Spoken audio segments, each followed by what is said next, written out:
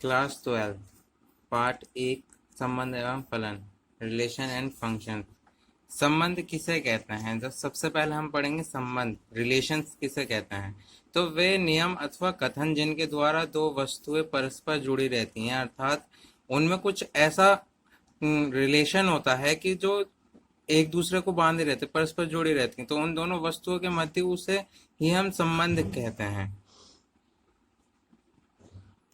ये तो हो गया सिंपल भाषा में। अब यदि मैथमेटिक्स में देखें तो ए और बी दो समुच्चय हों, अगर मान लो ए और बी एक ऐसे दो समुच्चय हैं और ए क्रॉस बी आप जानते हैं 11th में करा था, ए और बी के एलिमेंट की मल्टीप्लाई हो जाती है और ऐसे कुछ कुछ इस तरीके से अवयव एलिमेंट्स बनते हैं। तो इनमें से कुछ उपसमुच्चय यानी उसमें से कुछ ब्रैकेट्स ले लेंगे, तो उसे ब्रैकेट्स लेने के बाद उन्हें हम क्या कहेंगे? संबंध कहेंगे ए का बी में। और वह ये जो ब्रैकेट्स हम लेंगे वो एक दूसरे से रिलेट करने चाहिए किसी एक नियम के द्वारा, एक संबंध के द्वारा। तब हम कहेंगे यदि ए व बी दो उपसमुच्चय हैं, तब ए क्रॉस बी के किसी उपसमुच्चय को ए का बी में संबंध कहते हैं। यदि आर ए का बी में कोई संबंध है, तब आर सबसेट यानी उपसमुच्चय होगा ए क्रॉस बी का।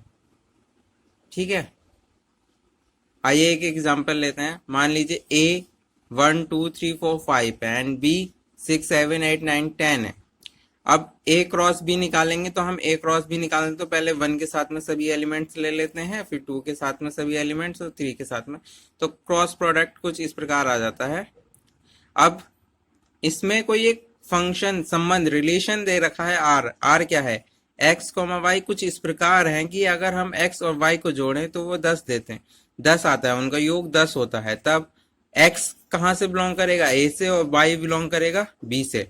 तो हमें रिलेशन लिखना है, तो ये रिलेशन है। अब इसमें से छांट कर लिखने हैं रिलेशंस हैं क्या।